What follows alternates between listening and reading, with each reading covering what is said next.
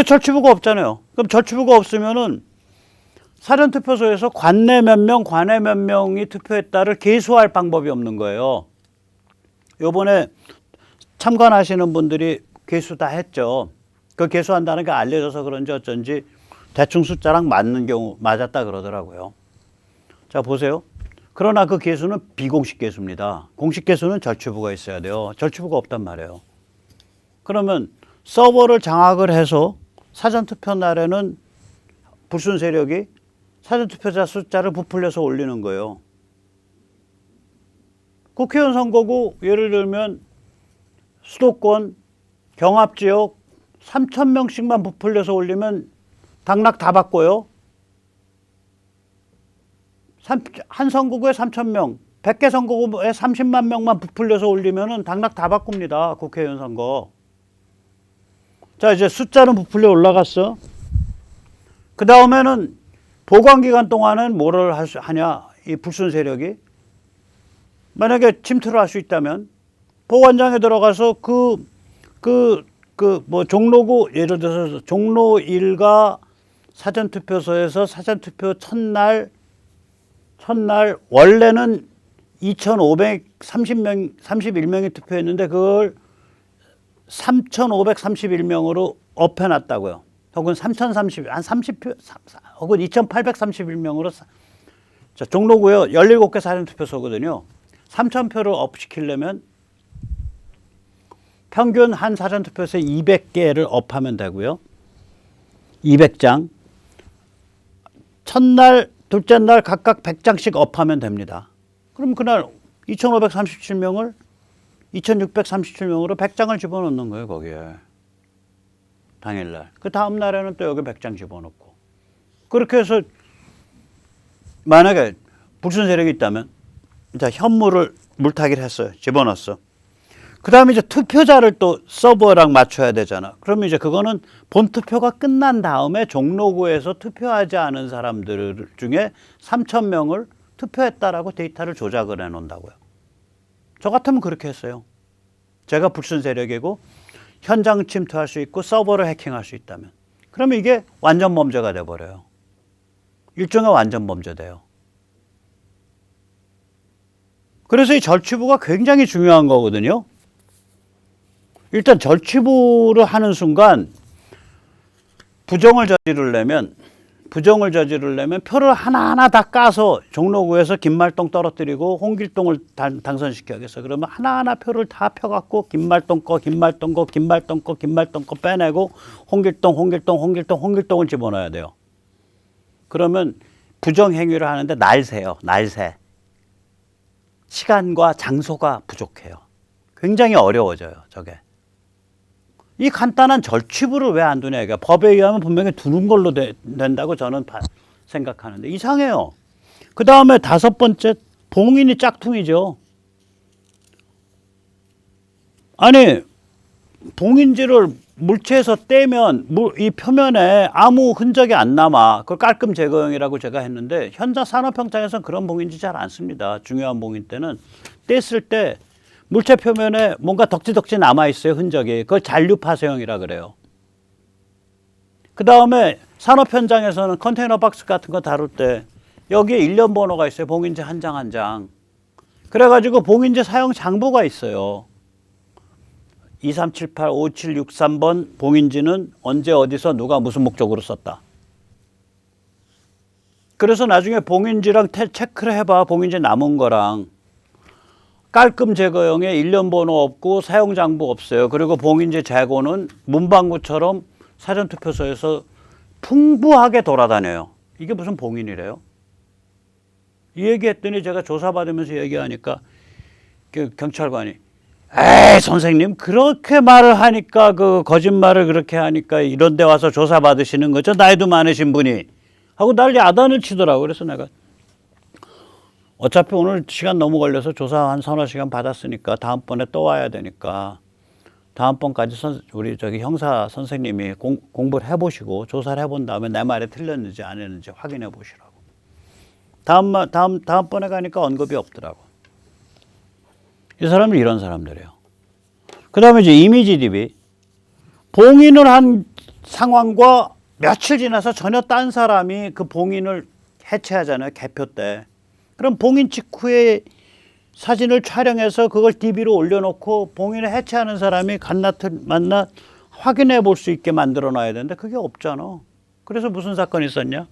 봉인한 사람이 저거 내 거 아니다라고, 내 사인 아니다라고 했다가 거기 이제 사인이 한 대여섯 명 되잖아요. 같이 하니까. 다른 사람들은 내 사인 맞는데 왜 너만 아니냐 그래서 한 대여섯 명이 달려들어서 내 사인 아니다라고 한 분을 아주 박살을 내서 그분이 결국은 뒤로 물러서고 반성문 쓰고 경찰에서 난리가 났은 사건이 있었어요. 서울에서. 내 사인이 아니다라고 주장한 분이 착각일 수도 있고 맞을 수도 있어요. 저는 그 실상은 모르겠어요. 그러나 그 지금 상태에서 내 사인 아니다라고 말할 수 있는 분위기가 아닌 건 맞아. 딴 사람들이 야, 너 때문에 우리까지 내 사인, 그럼 나는 뭐가 되냐 이거지. 나는 내 사인이라고 하고 싶은데 너만 네 사인 아니다라 그러냐. 이래서 시민들끼리 싸움이 난다고. 왜 그렇게 하냐 이거지. 촬영해서 보여주면 될 거 아니냐 이거야. 그래서 참 그러니까 뭐냐면 지금 이 선관위의 운영 방식이 한마디로 말하면 우상투표예요. 즉 다시 말하자면 연속 단계별 검증 확인이 무력화돼 있어가지고 중앙선관위와 중앙컴퓨터는 신과 같은 무오류적 존재니까 이거를 믿거라 이 방식이에요. 이건 말이 안 된다 이거예요. 자, 이제 두 가지 차원에서 말씀을 드렸습니다. 제대로 선관위가 운영하더라도 법 자체가 글러먹었다. 이 법이 전자투표다. 그리고 전자투표는 공화국을 약화시키고 공화국을 박살내는 그러한 투표제도다. 왜냐? 공화국의 기초는 마을의 민초민주주의고 투표구, 즉 하나의 투표소가 선거인 명부를 가지고 관리하는 그 단위가 공화국의 기초인데 전자투표는 이 투표소별 선거구 명부를 파괴함으로써 실제로는 투표구를 파괴한 거고 따라서 있는 투표소는 그거는 가짜 투표소다. 그건 무늬만 투표소지. 그거 단말기 바꿔갖고 편의점에 설치해도 똑같다. 오히려 더 낫다. 차라리. 혹은 편의점에 설치하는 것도 싫으면 여기다 어플 설치하면 된다. 이 얘기예요. 그러니까 전혀 다른 얘기예요. 하나는 법률적으로 굉장히 근본적인 문제가 있고 그다음에 그 근본적 문제가 있는 법률 안에서조차 종이를 이용을 해서 할 수 있는 이 연속 단계별 검증 확인을 선관위가 무력화시켰다는 문제가 있고 그래서 두 개 전혀 차원이 다른 문제가 두 차원에 걸쳐서 존재합니다. 자, 지속적 캠페인이 필요합니다.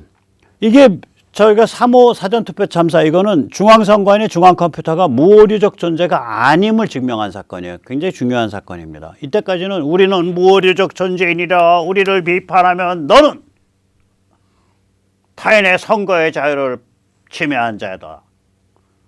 그리고 그 비판의 바탕에서 조직을 짜서 캠페인을 벌이면 너는 선거 범죄를 선동한 자다. 이렇게 태도를 취하는데 앞으로 그런 태도 불가능해요.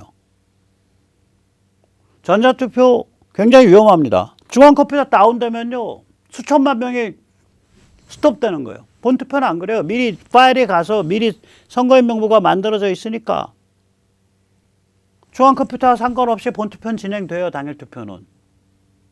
통신망 다운되면 사전투표 전체 다운됩니다. 북한이 EMP 폭탄 빵 터뜨리면 구로전화국, 해화전화국 전국 그 핵심 망 중심에다 그럼 수백만 명이 그냥 다운돼 버리는 거. 왜냐? 중앙 컴퓨터 서버랑 계속 통신하면서 제어받아야 되거든. 신분증 확인과 투표지 생성에 관해서. 그게 안 되니까. 독재 정부나 불순 세력이 중앙 컴퓨터를 장악하고 표를 부어놓으면 어떡할 거냐. 한국이 베네수엘라 되는 거 아니냐. 사회로에 대해서 의심을 갖고 있는 부분들이 지금 저의심 가지고 있는 거거든요. 어떻게 배춧잎 투표지가 나오며 어떻게 본드 모든 투표지가 나오며 어떻게 신권 빳빳한 투표지가 나오며 어떻게 일장기 투표지가 나오냐 이거 아니에요. 어떻게 뭐 4초 5초마다 한 명씩 투표한 그런 숫자가 나오냐 이거지. 사전투표자가. 그 전자투표는 매우 위험하고 취약합니다. 개선 방향은 뭐냐면, 자, 전자투표의 본질이 뭐라 그랬어요? 투표소에 투표소별 선거인 명부가 없는 거라며. 오케이, 그거 깨버리자 이거예요. 무슨 얘기냐? 사전투표 예약자 하면 투표소별로 미리 선거인 명부를 준비해 놓을 수가 있어요. 즉 내가 비록 예를 들어서 서대문구 홍제동 살지만 내가 창원에서 원격 근무하는 사람이라 창원시 창원 1동에 그런 동이 있는지 모르겠지만 창원시 창원 1동에 내가 가상 주민으로서 그날은 하겠습니다 해서 자기가 잠시 가상 임시 선거구를 투표구에 자기가 전입하는 거예요. 저건 심리적으로 굉장히 다르거든요. 내가 아무 데서나 떴다방처럼 돌아다니다가 내 마음 내킬 때 퍽 들어갈 수 있다가 아니라 내가 예약한 투표소에 가야 된다. 그리고 만약에 안 간 사람이 본투표로에 투표하러 온다? 그러면은 뭔가 이제 과태료 같은 게 좀 나와야겠죠. 투표소에 예약을 했는데 안 했으면 과태료를 좀 내야지. 본투표에 오든 안 오든. 그러면 2번 준비해야 되니까. 그 다음에 이제 그러면 사전투표 예약제를 하는 순간 투표구라는 개념이 다시 살아나는 거예요. 비록 네가 이 투표구의 오리지널 멤버는 아니지만 네가 투표하는 날은 이 투표구에 임시 전입했구나. 오케이. 환영해. 잘하고 가. 손님, 게스트 잘하고 가. 이런 게 가능해지니까 자기가 내 투표구를 떠나서 이 투표구로 이날은 임시 전입 간다. 이런 컨셉을 가져야 공화국의 기본 시민 소양이 되죠. 그리고 투표 관리도 쉽고. 그리고 저렇게 되면요. 파일이 미리 다 분산해서 가 있기 때문에 중앙 컴퓨터 다운되고 통신망 다운돼도 투표는 계속 진행합니다.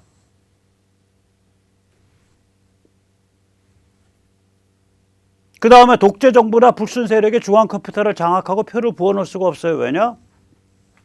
투표소 예약할 때 연락처 다 남기게 하면 되거든. 그러면 바로 선거가 끝나. 그러면 당일 투표 날 그 후보자들끼리 혹은 정당끼리 모인 그 검증위원회에서 전국적으로 샘플 3,000명 딱 뽑는 거예요. 사전투표 한 사람 안 한 사람. 전화 거는 거예요. 연락처로. 그 동의 미리 받아놓고. 여기 어딘데요? 그때 번호도 예를 들어서 118이든지 뭐 이건 정부기관이다라고 생각될 수 있는 그런 특수한 번호. 그 다음에 연락 가기 전에 저희가 연락 보내겠습니다. 118로 연락 보내겠습니다. 몇 시에 전화드리면 통화할 수 있을까요? 그래서 한 샘플 한 10,000개 뽑아놓고 쭉 전화하다 보면 1,000명이 답을 했는데 그 1,000명이 기록이랑 맞는 거야. 기록에 의하면 나 투표한 적 없어. 예약은 했는데 투표 안 했어. 이분 안 했구나. 예약했어. 그래서 그날 내가 오후 3시에서 3시 한 50분쯤 투표하러 갔어 거기. 그럼 그게 다 체크되면 맞네. 그리고 체크 기록이랑 다른 게 나와? 그럼 오케이.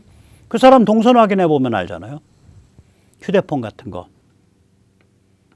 동선 확인. 그것도 미리 서명 받아놓고. 다르면 동선 확인을 뭐뭐 하는데 동의합니다. 미리 그런 건 사전투표소 예약할 때 서명을 받아놓으면 전국에서 한 1,000명 샘플 해보면 즉 다시 말하자면 이 투표 안 한 사람을 투표한 걸로 부풀려 가지고 가짜 표를 부어넣는 이게 원천 차단될 수 있다고요. 사전투표 예약제를 쓰면. 그리고 중앙 컴퓨터 다운이나 통신망 다운도 전혀 영향을 안 받고. 그 다음에 이제 원격제 개표죠. 이건 전국 250여 개 지방선관위에서도 되고요. 이 전국에서 기초의원 같으면 이게 선거구가 한 1,000개 이상 나옵니다. 기초의원이 한 1,000개 이상 나올 거예요. 이게 선거구가. 그러면은 이 지방선관위에서 선거구 1,000개를 분류할 수가 없잖아요. 그러니까 저런 건 예를 전국에 뭐 5개든 10개든 뭐 7, 8개든 집중국을 만들어 놓고 원격, 그러니까 저렇게 되면 이제 3, 4일 시간 여유 줄 필요도 없어요. 수요일 날 투표니까 월, 화 이틀 사전 투표하면 돼요. 그러면 사전 투표소에서 집중국으로 보내버린다고요. 집중국으로. 예를 들어서 경기도 같으면 수원과 의정부 2군데 두면 한강 북쪽은 의정부로 보내고 한강 남쪽은 수원으로 보내면 그 집중국에서는 시설이나 이런 게 이 심지어 전국 1000개 기초의원 선거구까지도 분류가 가능하게끔 시설을 만들어놔서 집중국에서 처리해버리면 끝나는 거예요. 그러면은 이 물류가 훨씬 더 쉬워진다고요. 그러면 경찰차로 움직일 수도 있게 되고요. 지방선관위가 특별히 계약한 특수보안 차량으로도 움직일 수 있어요. 저 택배를 쓸 이유가 없다고요. 저러면. 저 원격지 개표를 해버리면. 그러고 나서 원격지 개표가 끝나면 다시 잘 포장해서 그거를 해당 선관위로 보내놔야 돼요. 다 서명하고 그 봉인해서. 왜 그러냐면 이제 그 나중에 그 선거법을 가지고 이제 그 소송이 붙으면 이제 압수가 되잖아요. 압수수색이 되잖아요. 그러면 이게 전국 사방군데 흩어져 있으면 압수수색 현장이 여러 개가 되니까 굉장히 그 소송 비용이 높아지고 그래요. 해당 선관위로 보내놓으면 되죠. 그 다음에 연속과정 검증 확인 강화를 해야죠. 아까 말씀드렸듯이 투표 관리관 도장, 바코드, 보관장 주시선, 절취부, 봉인과 이미지 DB. 그 다음에 중앙컴퓨터 돌아가는 거 이번 저거 안 됐는데 중앙컴퓨터 그래도 예약할 때 돌아갈 거 아니에요. 예약 받을 때. 그걸 상시 모니터링 할 수 있게 로그를. 근데 뭐 저 정도 했으면 중앙컴퓨터 뭐 상시 모니터링 할 것도 없죠. 저런 식으로 해서 뭐냐면 저렇게 되면 이제 전자투표가 아니게 된다는 거예요. 전자적 수단은 엄청 사용하지만 투표소에 선거인 명부가 미리 확정돼 있다라는 바로 그 점 때문에 굉장히 안전해지고 투표구라는 개념이 다시 살아나는 거고 임시투표구, 내가 당일날 임시 전입 들어가는 투표구라는 개념으로 확장되는 거고 그래서 이게 다 살아날 수 있다는 거죠. 이렇게 돼야죠. 그래서 이 싸움을 하려면 어떻게 해야 되냐. 6월 1일 기준 전국 5만 명이 조직되면 이 싸움을 할 수가 있어요. 제가 이걸 설명하는 책을 읽기 쉽게 지금 쓰고 있거든요. 목표는 이제 4월 중에 출간인데, 그래서 이거는 이제 그 국회의원들 움직여야 되고요. 뭐, 운이 좋아서 윤석열 정부가, 전 윤석열 후보가 당선되기를 진짜 기도하고, 당선될 거로 믿고 있습니다. 나가서 그냥 몰표로 그냥 당선시켜야 돼요. 내일 모레. 근데 윤석열 정부에서 운이 좋아가지고 만약에 사회로 부정선거 이런 것까지 뭐 그런 의혹, 진상까지 다 튀어나오고 그래서 이 선거법 손봐야 된다라는 거 나오고 하는 그런 상황이 올 가능성이 있다고 보기 때문에 미리 상당히 읽기 쉬우면서도 이론적인 책을 좀 준비를 하려고 그래요. 그래서 지금 쓰고 있는데 아무튼 간에 우리가 6월 1일 전에 전국 기준으로 이런 그 사전투표를 중심으로 한 선거제도 개선과 참관 감시에 관심이 있는 그래서 내가 하루라도 시간 내서 참관하겠다 나서는 분들이 5만 명, 6만 명, 10만 명이 조직화되면 우리가 이 버거운 싸움을 밀고 나갈 수 있습니다. 자, 마지막으로 세뇌 탈출 자유구독료 부탁 말씀 올립니다. 아시다시피 저희 세뇌 탈출은 통상 이제 광고가 안 붙은 상태로 게재가 돼서 운이 좋으면 하루 만에 광고가 붙고요. 운이 나쁘면 한 열흘, 일주일 지나서 붙습니다. 도와주시면 세뇌 탈출 잘 만드는 데 커다란 도움이 되겠습니다. 네, 오늘 여기까지 모시겠습니다. 감사합니다.